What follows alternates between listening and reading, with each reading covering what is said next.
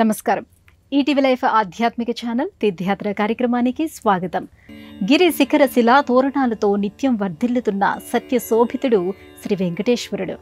కలియుగంలో కలిపురుషుడి ఆగడాల నుంచి భక్తజనులను రక్షించడం కోసం మహర్షుల అభ్యర్థన మేరకు ఆ శ్రీనివాసుడు ఈ నేలపై కొలువయ్యాడు. తిరుమలతో పాటు అనేక ప్రదేశాలను తన లీలా విశేషాలతో ప్రభావితం చేస్తున్నాడు. అలా ఆ స్వామి లక్ష్మీదేవి సమేతుడై బెంగళూరులోని అగరాలో పూజలందుకుంటున్నాడు. ఈ దివ్యస్థలిలో నెలకొన్న శ్రీ లక్ష్మీ వెంకటేశ్వర స్వామి ఆలయమే నేటి మన తీర్థయాత్ర. లక్ష్మీపతే నిగమలక్ష్య నిజస్వరూప కామాదిదోష పరిహరిత బోధదాయిన్ దైత్యాదిమర్దన జనార్దన వాసుదేవ శ్రీవేంకటేశ మమదేహి కరావలంబం.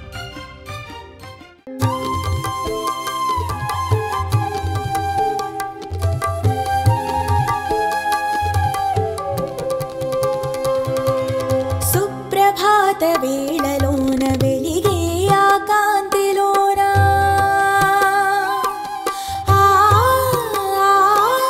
సుప్రభాత వేళలోన వెలిగే ఆ కాంతిలోన ఊగే ఆ తెల్లని నామాలవాడు ఊగే ఆ తెల్లని నామాలవాడు సుప్రభాత వేళలోన వెలిగే ఆ కాంతిలోన. బెంగళూరు అందమైన నగరం మాత్రమే కాదు, ఆధ్యాత్మిక నగరం, ఆలయాల పట్టణం అని కూడా చెప్పొచ్చు. ఇక్కడ చూడవలసిన చారిత్రక ప్రదేశాలు ఎన్నో ఉన్నాయి. దర్శించవలసిన ఆలయాలు కూడా మరెన్నో కనిపిస్తాయి. అలాంటి వాటిలో ఒకటిగా శ్రీ లక్ష్మీ వెంకటేశ్వర స్వామి ఆలయం గురించి చెప్పుకోవచ్చు. సౌందర్యం అంటే శ్రీనివాసుడిదే, వైభవం అంటే వెంకటేశ్వరుడిదే అనేలా ఈ ఆలయం అలరారుతోంది.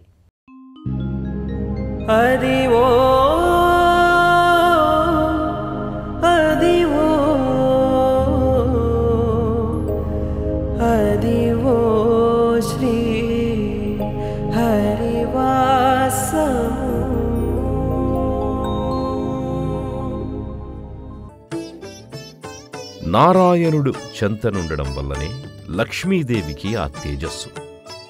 లక్ష్మీదేవి సరసన ఉండడం వల్లనే నారాయణుడికి ఆ వైభవం అనేది ఆధ్యాత్మిక గ్రంథాలు చెబుతున్న మాట. శ్రీమన్నారాయణుడు లక్ష్మీదేవికి తన హృదయంలో స్థానమిచ్చాడు. నారాయణ స్వరూపుడైన శ్రీవెంకటేశ్వరుణ్ణి పూజిస్తే ఆయన హృదయంలోని లక్ష్మీదేవిని ఆరాధించినట్టే. అయితే భక్తులు లక్ష్మీదేవికి ప్రత్యేక పూజలు సేవలు చేసుకోవడానికి వీలుగా ఆ తల్లి మూర్తిని ప్రత్యేకంగా ఏర్పాటు చేసుకుంటూ ఉంటారు.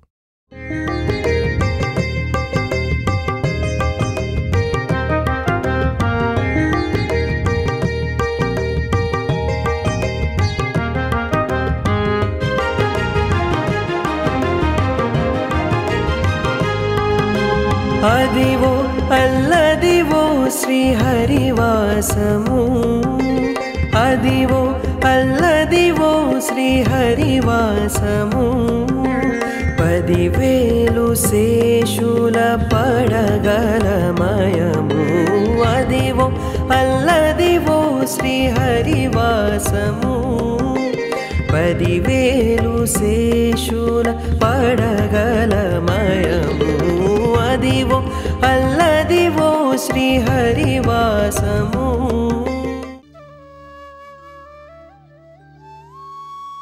బెంగళూరులో వెంకటేశ్వర స్వామి ఆలయాలు చాలానే ఉన్నాయి.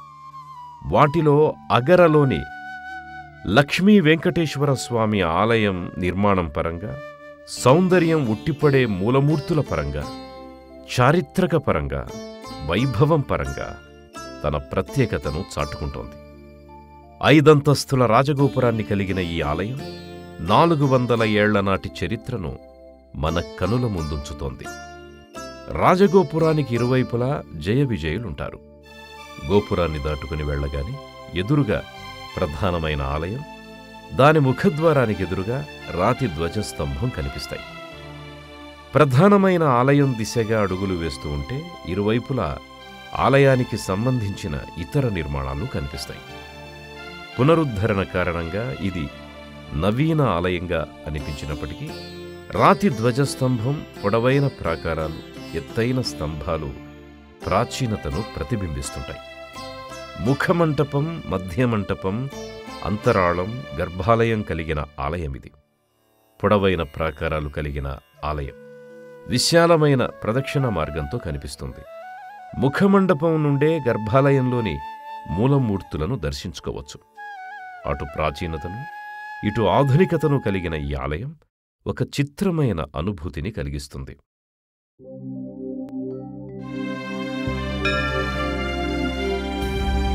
వీణా వెంకటేశం ననాథో ననాథ సదా వెంకటేశం స్మరామి స్మరామి హరే వెంకటేశ ప్రసీద ప్రసీద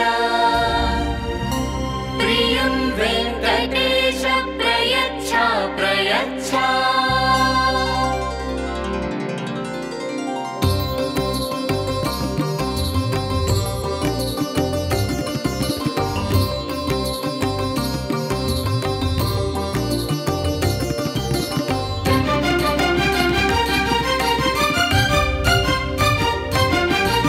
నారాయణుని నామము పలికి పులకరించెపుడమీ సర్వకాలము స్వామి రూపము చిద్విలాసలహరి.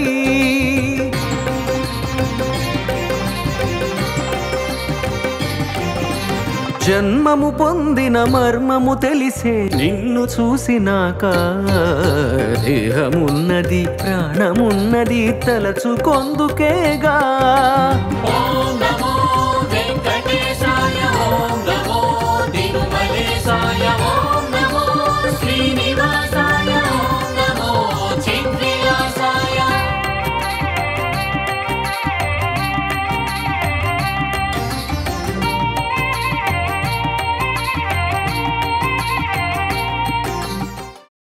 సమస్త సంపదలను ప్రసాదించేది, సకల శుభాలను అనుగ్రహించేది లక్ష్మీదేవి అమ్మవారే.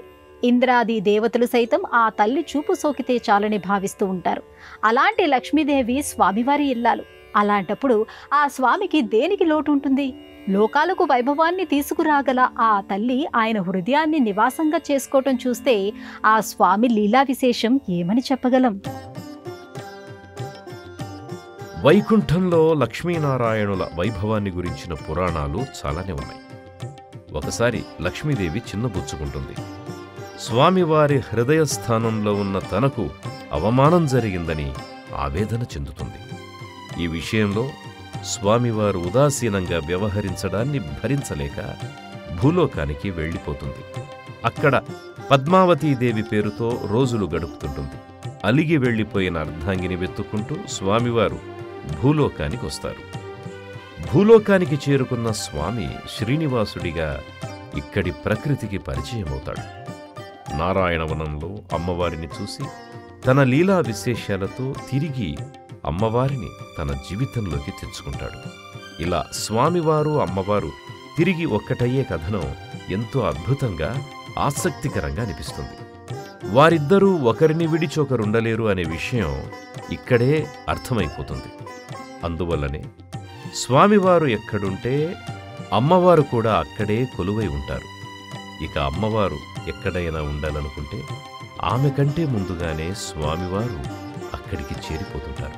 అలా ఈ ఆలయంలో పద్మావతి అమ్మవారు ప్రత్యేకమైన మందిరంలో పూజాభిషేకాలను అందుకుంటూ దర్శనమిస్తున్నారు. కామిత ఫలదాత కరుణాగుణ గోవింద లక్ష్మీ వల్లభ నిత్య నిర్మల నవనీత చోరా.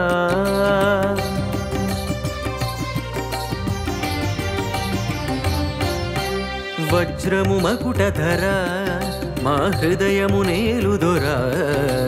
వడ్డి కాసుల ధరణి నాయక జగత్ సాక్షి రూపా.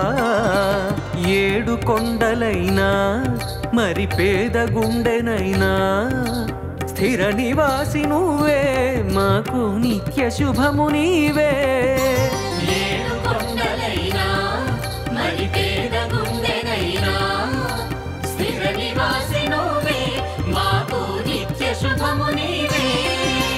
చరితం అమరం స్మరణం మధురం పరంధామమారక్ష నీవే హరి. ఓం నమో అమృతాక్షాయ ఓం నమో జగత్పాలాయ ఓం నమో యాదవేంద్రాయ ఓం నమో పద్మనాభాయ. లక్ష్మీదేవికి ఇష్టమైన రోజు శుక్రవారం అయితే వెంకటేశ్వర స్వామికి ప్రీతికరమైన రోజు శనివారం. అందువలన ఈ 2 రోజుల్లో ఈ ఆలయాలకొచ్చే భక్తుల సంఖ్య ఎక్కువగా ఉంటుంది. సాధారణంగా సౌందర్యమంటే శ్రీనివాసుడిదేనని భక్తులు చెప్పుకుంటూ ఉంటారు. చక్కని కనుముక్కు తీరుతో, విశాలమైన వక్షస్థలంతో, అందంగా తీర్చిదిద్దిన నామాలతో, పట్టు వస్త్రాలతో, పుష్పమాలికలతో స్వామివారి రూపం ఎంతో ఆకర్షణీయంగా ఉంటుంది.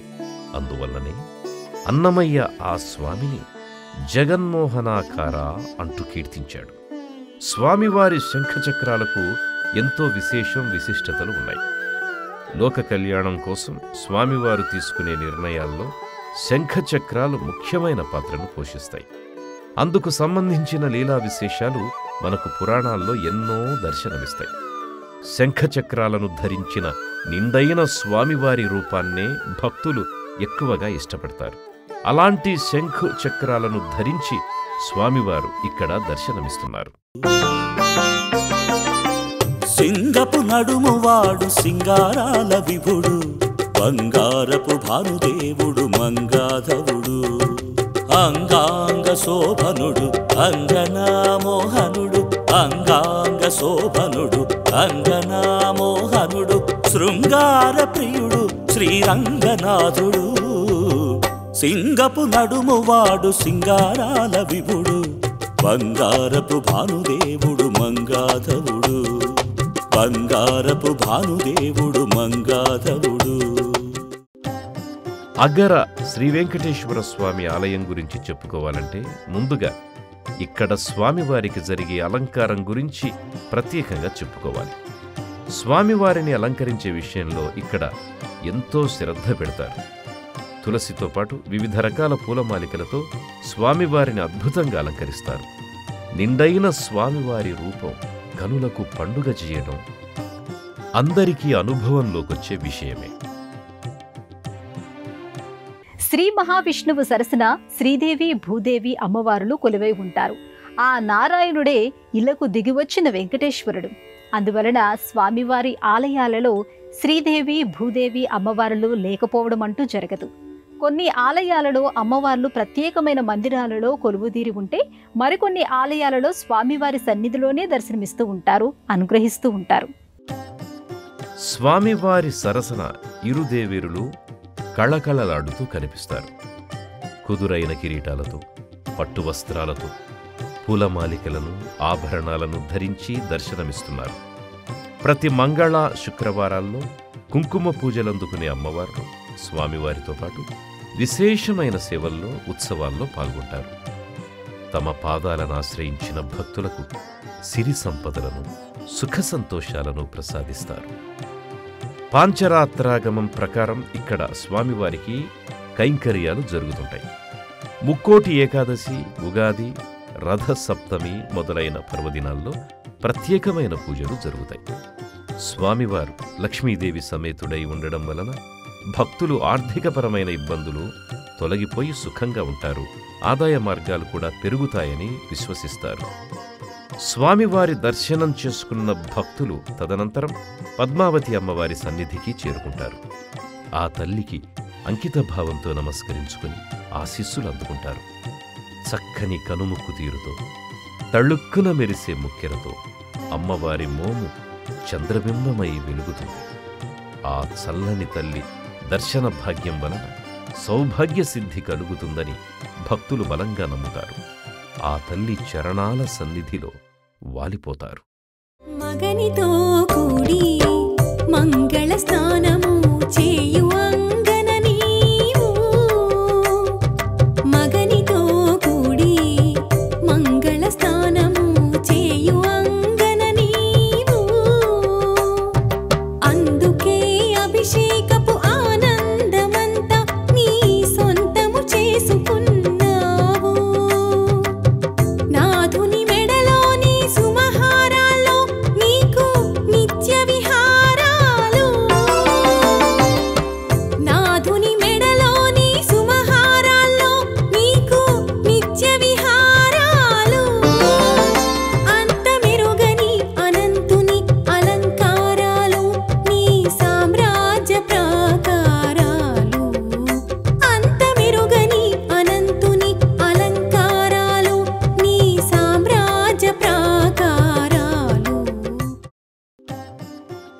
అనంతమైన రూపాలు, అనంతమైన నామాలు ఆ శ్రీమన్నారాయణుడి లీలా విశేషాలే.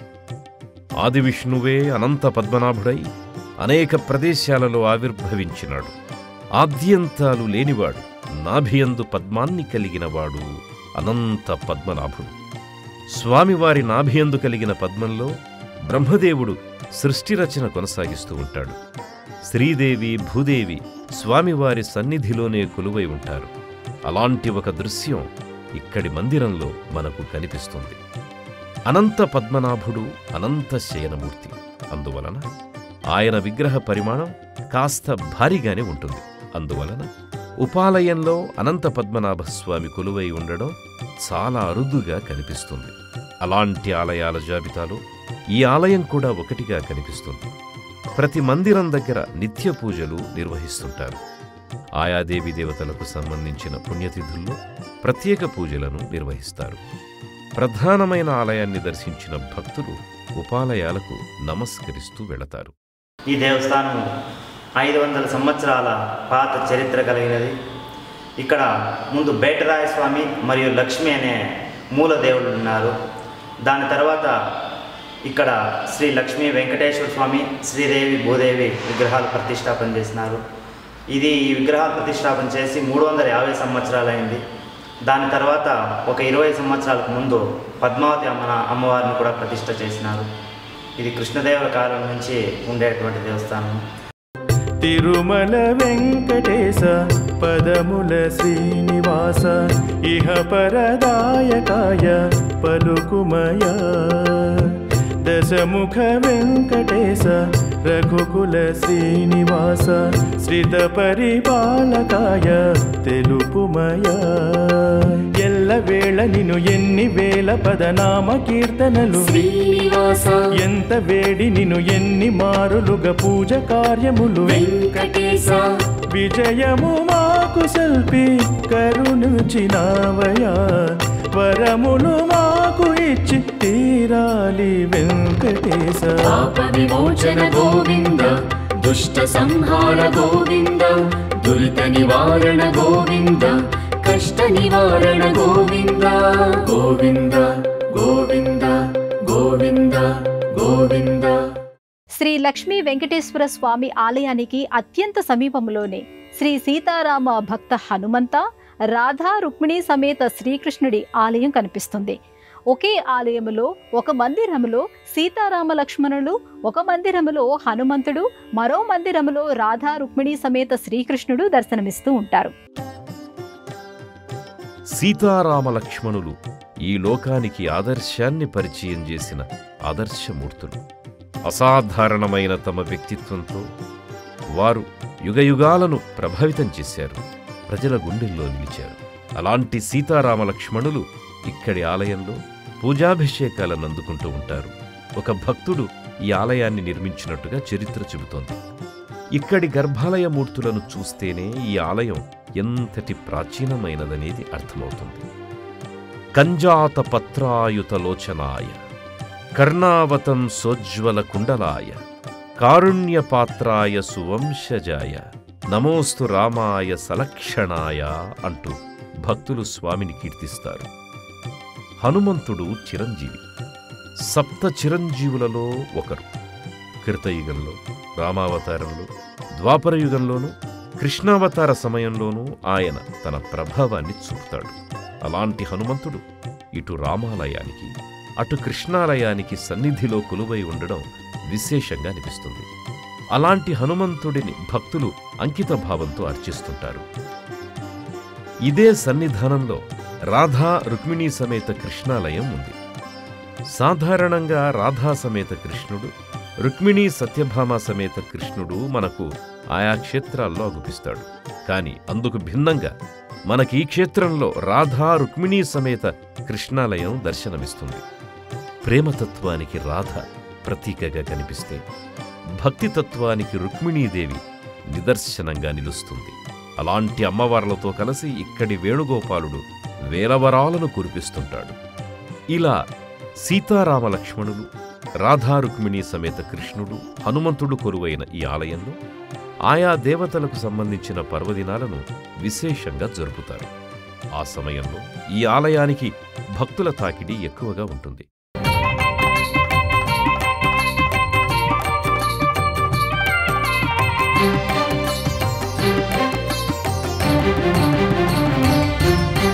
వామన భృగురామ మంగాపతి గోవింద శిష్ట రక్షణ దుష్ట శిక్షణ నీవిదేగ స్వామి.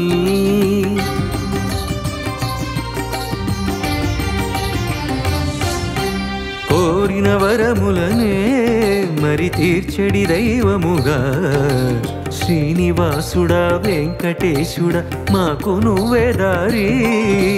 పాహి పాహి పాహి అని పలికే భక్త కోటి అభయహస్తమీరా స్వామి ఆదుకొనగరారా. పాహి పాహి పాహి అని పలికే భక్త కోటి అభయహస్తమీరా స్వామి ఆదుకొనగరారా. చరితం అమరం స్మరణం మధురం పరంధామ రక్ష నీవే హరి. ఓం నమో జగద్వంద్యాయ ఓం నమో హయగ్రీవాయ ఓం నమో పురుషోత్తమాయ ఓం నమో మధుసూదనాయ. నారాయణుని నామము పలికి పులకరించెపుడమీ సర్వకాలము స్వామి రూపము చిద్విలాసలహరి. ప్రతిరోజు ఉదయం ఈ ఆలయం తలుపుల్ని 6 గంటల నుంచి మధ్యాహ్నం 12 గంటల వరకు తెరచి ఉంచుతారు. మహానైవేద్యం అనంతరం 12 గంటలకు మూసివేసి ఆలయం తలుపులను తిరిగి సాయంత్రం 5 గంటలకు తెరుస్తారు. అప్పటినుంచి రాత్రి 8 గంటల వరకు దర్శనానికి అనుమతి ఉంటుంది. దేశంలోని అన్ని ప్రధానమైన నగరాల నుంచి బెంగళూరుకి రోడ్డు, రైలు, వాయు మార్గాలున్నాయి.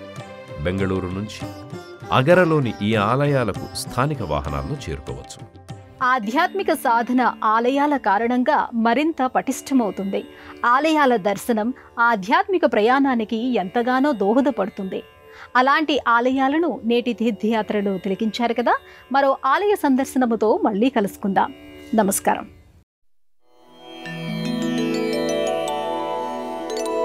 మంగళం మృదు మధుర మకరందలోచన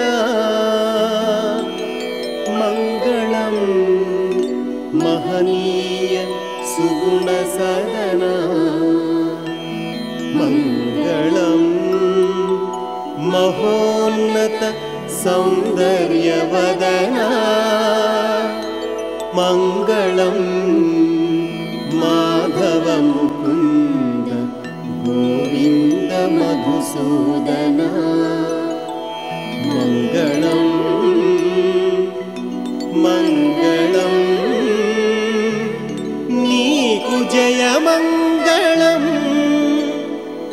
మంగళం మంగళం నిత్య శుభమంగళం నిత్య శుభమంగళం నిత్య శుభమంగళం.